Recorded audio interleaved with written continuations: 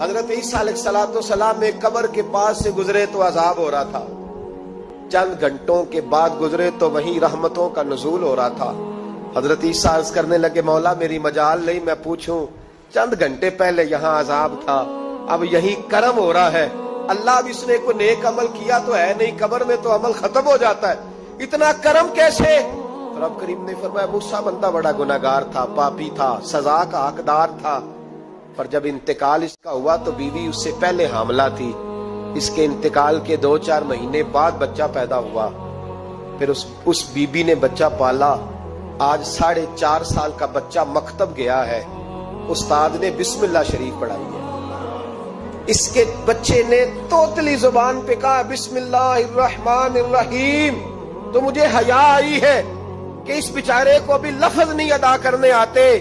زمین پر بیٹھ کر یہ توتلی زبان سے مجھے رحمان اور رحیم کہے اور میں اس کے باپ کو سزا دوں۔ بس بچے نے ایک دفعہ بسم اللہ پڑھی ہے، میں نے باپ کے سارے گناہ معاف فرما دیے۔